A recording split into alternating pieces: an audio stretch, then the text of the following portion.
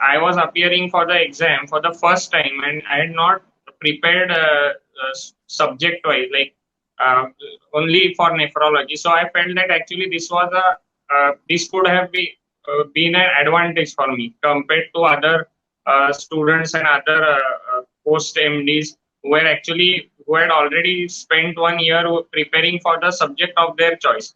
So I felt that it was probably an advantage that I had to do cover the same syllabus which was there for my MD, and just to uh, revise it, and maybe to prepare more specifically for MCQs. But I felt that this was probably a reason why I could get a good rank. Good evening, wherever you are. Welcome to the first of our series of interviews for this particular NEET 2022 session. And very proud and delighted to introduce to you a nephrologist's son, an aspiring nephrologist, being interviewed by another nephrologist. So that is like a really, really awesome combo. But I am so very glad to actually introduce to you Suyash, a very young chap who is just 2013 MBBS, finished off at BJ Medical College in Pune, and then did his MD from the very prestigious KEM in Mumbai, and just finishing off this year in 2022. And here he is in front of you after securing rank 2. So once again, as you keep interviewing these toppers, we've done quite a lot of interviews for the last INI, and then of course for NEET 2021, because it's in 2021 that we have launched our app. So ever since I've been doing these interviews, all the time it's been the same story. Majority of the toppers last year were 2012 MBBS. All the toppers this year are 2013 MBBS. So they just don't believe in wasting any time, just getting on with things and getting done at the earliest and at the first attempt. So I'm very glad and delighted to introduce Suyash with you. And he'll be just sharing a few tips on what were his plans, how he executed his plans, and how he got such amount of success in an exam which wasn't existent till last year. So that's the most important part that you have to see, because he has already secured rank 11 in NEET PG 2019, but that's an exam that's been going on for some time. But the exam that he has written was the first of its kind. So when you score a huge rank in an exam that's the first of its kind, it means that your strategy is really good. More than your knowledge, your strategy is very good. Because if you are writing this exam, maybe the 10th exam that you are writing, that means the exam is on for 9 years. And the 10th exam you're writing means you have 9 years history for the exam, which you can easily kind of get an idea about. But here you're doing it, and that's the first exam of its kind. So welcome to the show, and a very, very, very warm welcome, my dear. So good evening, sir. Yeah. So my first question to you, it's more than a question answer session. The first thing that I really want to know from you is, what are your thoughts on giving an exam which did not exist till yesterday? Because the 2021 NEET super-speciality exam was an exam where we had 60 questions from the subject, 40 questions from medicine. All of a sudden, the pattern has changed, and this is a new pattern, and this pattern was never there before. So when you are giving a new pattern, what were the first thoughts that came to your mind about your preparation, where you were at that point, and did you ever give a thought on how this exam pattern is? So I would like to say that since I was appearing for the exam for the first time, and I had not prepared subject wise, like only for nephrology. So I felt that actually this could have been an advantage for me compared to other students and other post MDs who had already spent 1 year preparing for the subject of their choice. So I felt that it was probably an advantage that I had to cover the same syllabus which was there for my MD, and just to revise it, and maybe to prepare more specifically for MCQs. But I felt that this was probably a reason why I could get a great rank. Yeah. This is a news that should actually make all the final year PGs delighted, because they now know that the ball is in their court. They are the people who are at a big advantage. And this is actually speaking very sad news for those guys who've been wanting to become endocrinologists, rheumatologists, nephrologists, and been spending years together. Because the current pattern of examination really doesn't suit their style of learning, because it's something where you need to be knowing a bit of nephrology, a bit of rheumatology, a bit of hematology, a bit of gastro. So that kind of knowledge will only actually keep you afloat in this kind of an exam. So that is something which he rightly pointed out. So people who are planning to take up super speciality later on may have to change their idea. Your best attempt now at the super speciality exam in the current pattern, hopefully the pattern doesn't change, we really don't know. But with the current pattern, your best chance is your first chance. Whenever you talk about NEET PG, we tell them, okay, your best chance is your second chance. If you are a very brilliant student, then of course first chance. But generally, most people crack the exam with the second chance. But with super speciality, I think we have to revise the statement a bit and say that your best chance is your first chance. Because that much of knowledge you are never going to have at any other point in time in your life. That means when you're giving your final year MD exam, in your entire life, I think that is the point where you know the maximum. Your skills may improve, your practical knowledge may improve, but wholesome knowledge, you will never have that much knowledge at any other point in time in your life. So I think that is a very, very good decision. And just take us through your preparation as a postgraduate student in the final year at KEM, and a very, very busy schedule you have at KEM. Just tell me how you prepare, not for your SS, but how was your study pattern in general for your exams? Sir, initially when I was busy with the final year and I had to take rounds and do emergencies and attend calls, so at that time I thought that I had actually felt that reading case-wise was probably beneficial. So whatever case I used to see in the wards, I used to read a bit about that and simultaneously maybe read some system. So like I was suppose I started reading cardiovascular system, but then at that time, if I see some interesting case or something different, and I used to read case wise also. So I think that all you have to consolidate all that, and somehow means you can't just stick to one method of learning. So if there is some interesting conference going on or some interesting talk, and I have a bit of time, so I used to listen to that also. So I should say that I used to rely on more than one method wherever possible as for learning. And actually, I had given my MRCP in final year also. So actually, I didn't know at that time that this pattern was going to change for the NEET SS. But then probably that helped also, because for MRCP again, I had to go through the entire medicine syllabus. Yes. Now, that's what he rightly pointed out. Now, flexibility is the key to success in any pattern examination. We should be very flexible and not adamant about the fact that, okay, we have to be doing this, we have to be doing it this way, that way. No. Patterns keep changing, exams keep coming, the entire system may actually keep changing. At all those points, we have to be adapting ourselves rather than system adapting to our needs. So we have to be very, very adaptive. It's a very, very good statement that you made. Now, my question to you is, when did you seriously start thinking about the super specialty exam? When you were giving your final year MD exam, as most PGs are in the country, always you'll have the fear that you have to pass the exam somehow. So that time, obviously, nobody would think very seriously about the SS exam. How much were you serious about the exam at that point? When did you start taking the exam very seriously? Sir, actually, I studied for, especially for the super specialty exam only after my MD. Okay. So before MD, I didn't prepare that much for this MCQ pattern. So I had actually prepared for the MD exam just like everyone else did.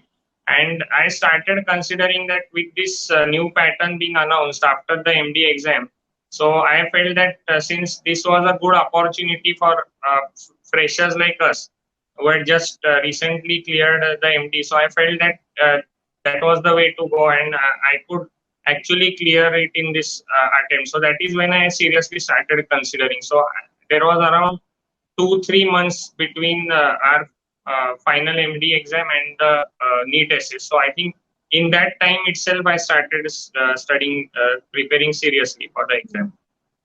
So how did you use the app as such before your final MD and after your final MD? What was, or how did you basically use this Marrow SS?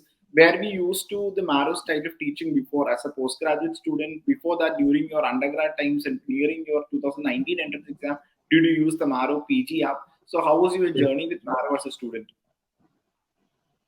Sir, when I was using Marrow for NEET PG, so I used to solve most of the question banks, whichever possible, and attempt maximum tests.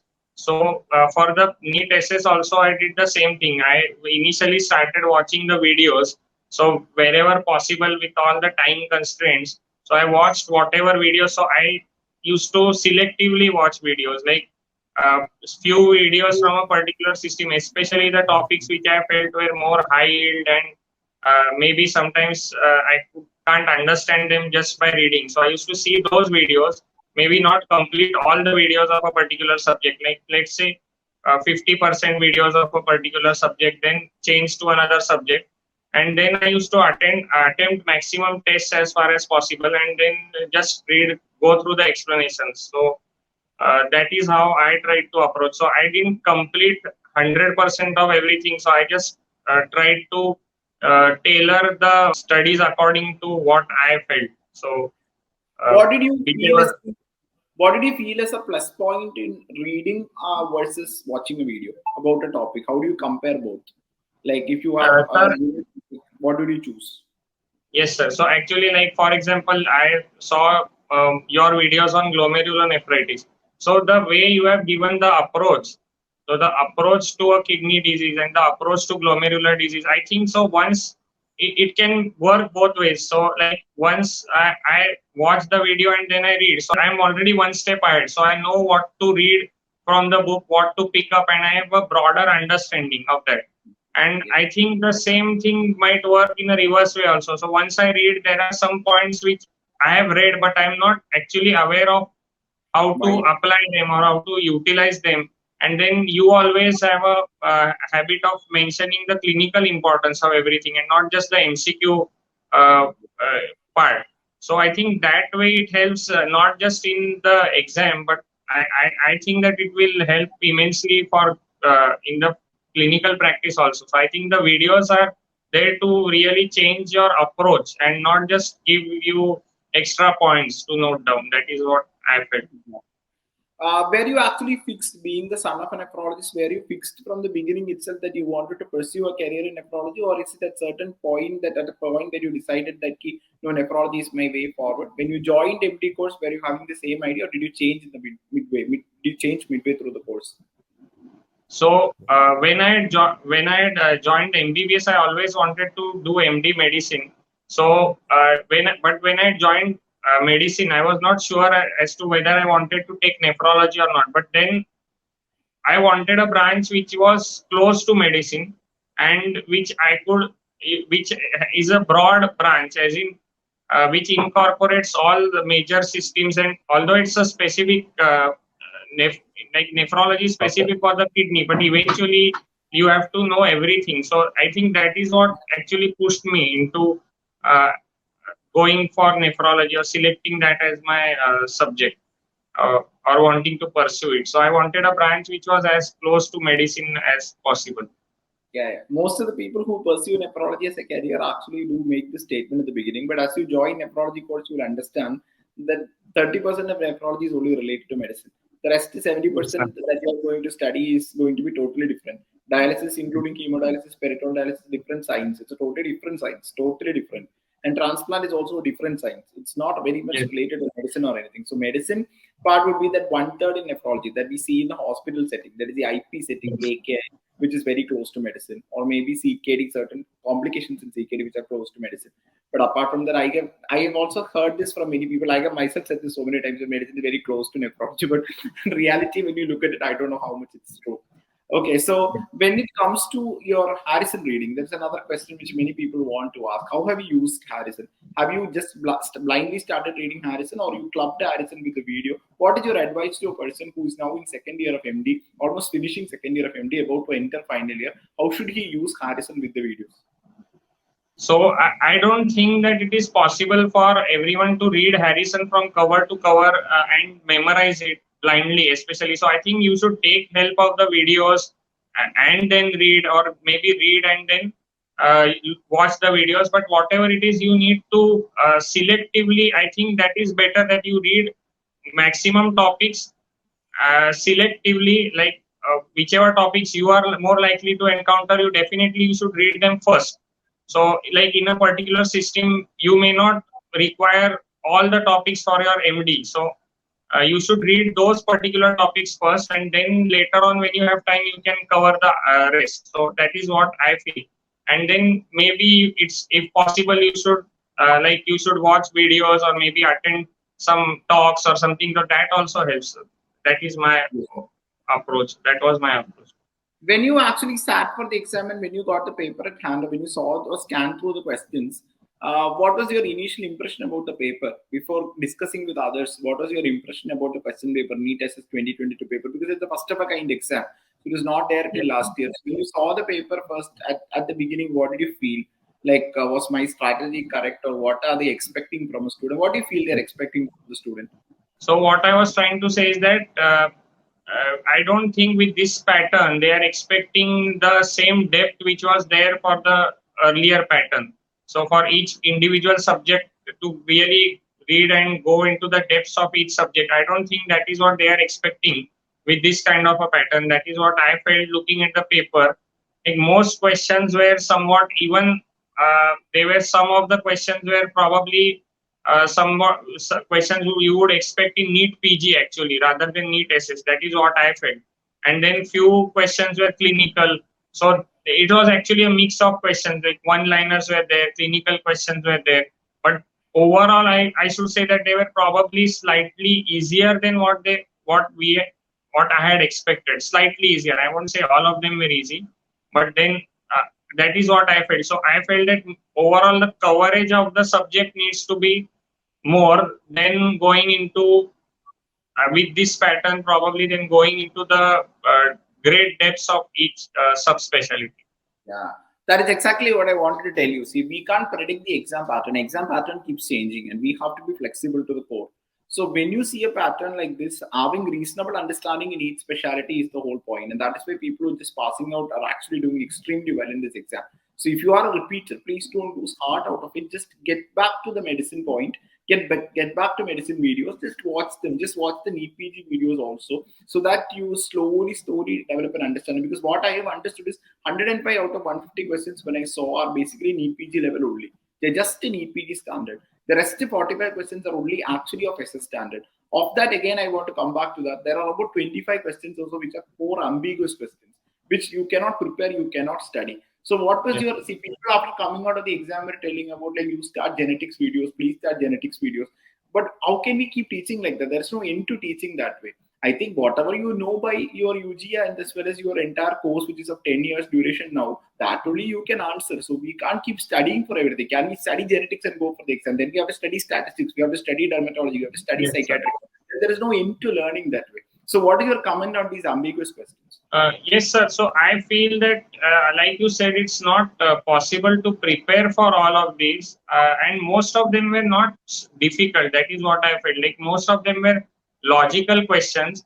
Like they were asking inheritance patterns and all that, and few basic questions on dermatology. I think that much is even covered for our MD. So we have a few questions in the MD theory exam on inheritance patterns and one or two short answers on dermatology. I think the same things were similar things were asked.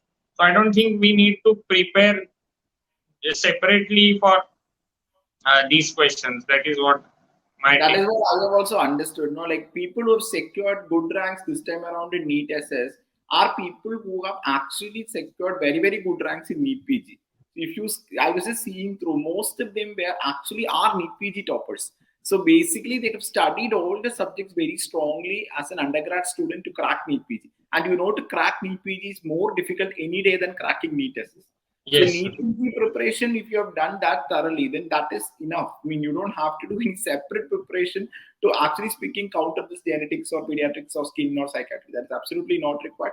And I'm once again telling you, there is no harm in you going back and watching NEET PG videos in medicine. There is nothing wrong in that. Just get everything set and ready, and then after that you will know, okay, this much grounding I have, I can go to the next level. So then you can actually prep up yourself to the next level. So what else have you read in nephrology per se? Have you actually read Fihali or any other books, especially with respect to nephrology? I read few chapters from Fihali, especially from glomerulonephritis part, but I couldn't read that much nephrology in detail, especially from the specialty textbooks. So that was because in our MD also there was little time to actually go through all the other specialty books, and I actually felt that maybe reading the MD books itself, that was going to be slightly, I was just short of time, so I just uh, did whatever I could. But to be really honest, I had not read that much from subspecialty books as such. Yeah, I can understand because KEM is one of those colleges where I think MD course is the toughest in the country. There is absolutely no doubt on it. And even nephrology per se in KEM is heralded as the most toughest of the toughest course. So I know that, I can understand. So I'm just asking you this question. See, we have a subset of students who are not getting good exposure at MD level, are doing the course at very average or mediocre colleges, who are sitting and actually reading most of the time, first year, second year. You may have not had an opportunity to even touch the book in first year or second year. How important it is in reading during your MD? Like, what was your experience about the first and second year? If somebody is entering brand new into MD first year, what would be the advice that you give him to go about with his first and second year of the course? What I feel is that, sir, whatever we work, like we are working in the wards and we don't get that much time to read. Still, you can find time to read case wise, and you can just read related to whatever case you are seeing. For example, when I was posted in the ICU, I used to read whatever critical care topics in the ICU when I used to find time. So I usually read according to the based on the cases which I saw, and that actually helped. And I think even apart from the textbooks, if possible, like you can read few articles and you can go through some case reports, and maybe you can supplement your textbook reading with that also. So there are a lot of good online resources available nowadays. So you can use those to supplement your preparation. So I think even if you don't have time, and definitely the experience which you get in MD, that is definitely going to help you in your future and the entrances. So I won't say that is a loss if you are having to work in MD and I you think don't have. that is basically the most important statement that he has made the whole day. I mean, all of you should be writing it in bold letters and sticking it onto the walls of your room, because the experience that you gain out of working is something that you can't equate with anything else. So when you're pursuing your PG course, please don't think about the specialist that you want to become. Just wholesome involvement in medicine is what we need. And medicine is the king or bap of all subjects. The rest of them are, though called super specialties, actually speaking are subspecialties. So basically, it's just that okay, you feel you want to study something more, you're studying. MD is a necessity. DM is more than a necessity, a choice. Okay, and I feel MBBS is more so an accident. It just happened. MD is a necessity and DM is a choice. So this choice, if you really want, you take. If you're not keen, you need not take also. But the point is, medicine knowledge should be always there at your fingertips, because once you become a nephrologist, you lose touch with this. So what you have worked in your first year and second year is the only thing that will hold you in good stead. And no patient will come to you system wise, chapter wise. Nobody will come to you. They'll be having Yes. multitude of issues. So your general awareness on the topic and your general grip on the subject is of paramount importance. So again, I want to ask you this question. So you have to give me the advice, or give the student the advice to two categories of students now. One, people who are about to drop a year, so they are planning to drop a year right now, but exam is going to happen only after 1 year. And suppose this is the syllabus. Okay, what will be your advice to people who are planning to prepare for 1 year? Can they work and study? Can they just not study now and study later on for the last 6 months, etc.? And what will be your plan for people who are entering final year MD now? Can you just give me a broad outline for both these categories? Because these are the two Uh, categories we have. yes, sir. So I would say that those who are planning to take a drop and then prepare, so I would say that you can probably, if you want, you can probably work and then simultaneously study as far as possible. But since you have time, you can maybe watch more videos. You can thoroughly prepare, and you can make your notes, and you can prepare in that sort of way. And since you have time, you can probably work and study, but definitely the last 1 or 2 months before the exam, you should take a break, because that is the time when you actually have to consolidate whatever you have read, whatever you have seen. So, and because without revision, again, it's difficult. So I feel that you can, if you are taking a drop, you can still work, and you can manage. But just right before the exam, definitely you have to take a break and you have to study and focus on the exam itself. For the freshers, I would say that you don't worry so much, especially with this pattern, if it's there. then you don't worry so much about the exam per se. You can prepare well for your MD exam, uh, attempt it, and then maybe you can start preparation. So you can just prepare the way you have been preparing for the MD exam, and you do that sincerely. And then whatever additional points which are to be covered and whatever additional stuff which is to be read and consolidated, you can do that in the 1 or 2 months after the exam. That is what I feel. Very good. But So about the app per se, now like we are introducing the question bank in the app this month. What else you feel would be nice when you were seeing the app? What else you felt like had it been this way, it would have been nice. So what are your suggestions on improving? Because it's a very new thing; it was just introduced last year. So what are your feelings? How we can make it better? Sir, actually, the app, I found that the interface, first of all, that is really good, and the option of solving bookmark questions is really, that is, I think, one of the best options which is available.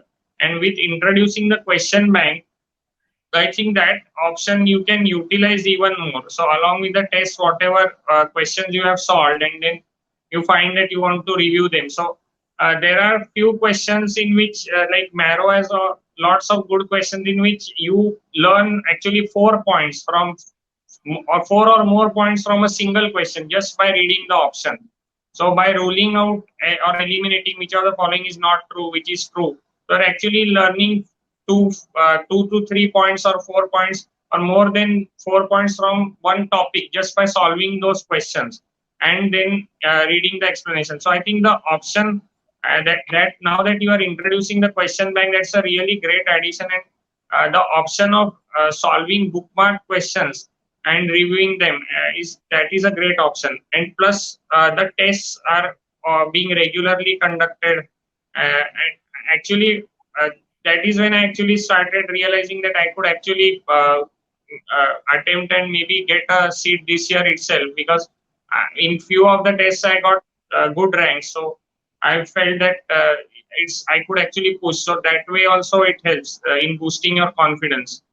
So That's what that I is, also trying to tell you. You may be doing MD from a top-notch college like KEM. You may be doing MD from a very average place. Whatever you are able to see during the course of a day. Okay, you just try to come and consolidate, watch the video, understand what is happening with respect to that today in this era, at this age. Because our understanding and what really the topic is may be very different. We may be seeing a person who is having atrial fibrillation, and we may be giving him metoprolol. Whereas we know really that within 48 hours, if you're having AFib, you should try to revert the rhythm with something like Ibutylide. Ibutylide or Ranaclan may not be there in our hospital, but understanding that, okay, that is the way forward. We may be using Amedron, that's a different thing altogether.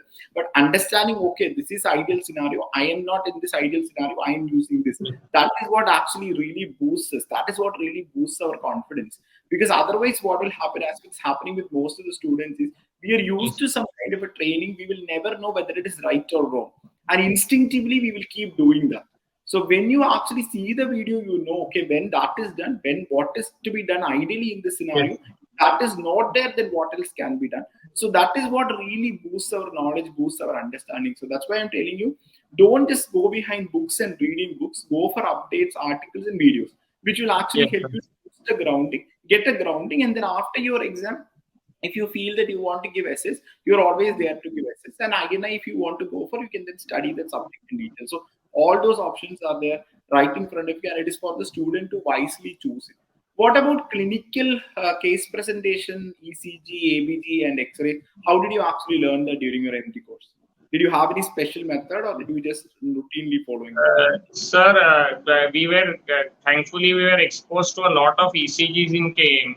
Like Okay. from first year itself, we had to report ECGs in the emergency. So that was I don't think I had to read that much ECG in detail. Like I used the books whenever possible, but then simply reporting hundreds and hundreds of ECGs, I think I got at least the important ones I could get.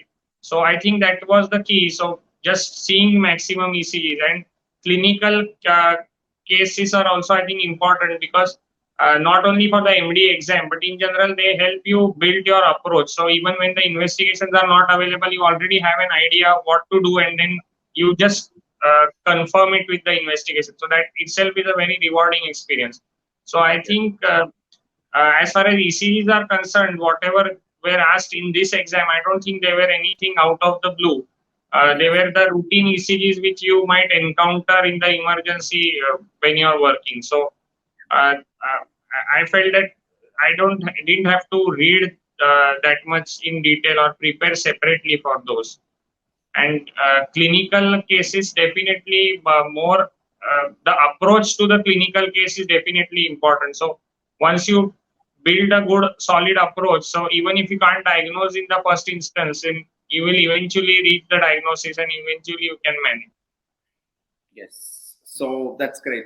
So I think you had pretty much the ideal preparatory phase. No? You have been exposed to a reasonably good number of cases during UG, then you had a preparatory phase, and then you got into PG, and your PG was also from a top college. So you've had most of the things happening in the exact way it should be. But suppose you were in a scenario, for example, I'm asking you, it's an imaginary question. Like you are in a PG course wherein you are not getting exposure to enough number of cases, and you are in a situation where you are not having that much exposure. How would you have actually? There are so many students who are actually watching this who are in a bit of a fix. That means Yes. they've actually in medicine, they're halfway through the course. They're reading things which they can, but actually not getting enough exposure, and their course also half spoiled by COVID. So, Yes. what is your advice to those kind of students? Sir, what I feel is that now I agree that everyone may not get the same exposure, but definitely what I feel is that nowadays lot of resources are available. Like Marrow is there. There are very good videos in Marrow. Even other resources are there. Like there are lots of conferences being held, and with the uh, webinars which are available, so I think they are freely available for most, and most of them are free, or they don't have that much registration fee. So I think you should try, and if you don't have not getting the same exposure or same number of cases in your college, you try and get involved with such academic activities. I think that would also help. And I feel that whatever cases you have in the wards, maybe you can just go in and examine them in detail. So like you have more time. So what happens sometimes, we have too many cases and we simply don't have time to see each case in detail. But then if you have lesser exposure, but then maybe you have more time for that, so you can go through each case in detail. You can discuss the differential diagnosis, you can discuss the approach. I think even this discussion and that would help. And since lot of webinars are available nowadays, and uh, lot of options are there for learning nowadays, so I think you can utilize that and somehow supplement what you are seeing and what you are working. Wow, that's nice. So altogether, I think you've given very convincing answers for all the questions, and I feel like you're a person who has actually done things the way it has to be. That means this is the ideal scenario we expect, but how many people are able to get into this ideal scenario is the question mark. Yours is a very ideal scenario. You've done your UG and PG from very reputed colleges and cracking nephrology in the first go. And I'm very happy, and I'm very happy that we've been actually part of your journey through this UG as well as now through your PG and for this SS preparation and everything together. So once again, hearty congrats, and I wish you become a nephrologist who is of great use to the mass, because you're coming from a state which has the maximum number of renal disease patients. If you go with statistics, one among the states which has maximum number of patients. And you can see KEM nephrology is a place where it never stops. No, it's like even 1 o'clock in the morning and 1 o'clock in the afternoon is pretty much the same for KEM, because cases just keep pouring, and just keep coming.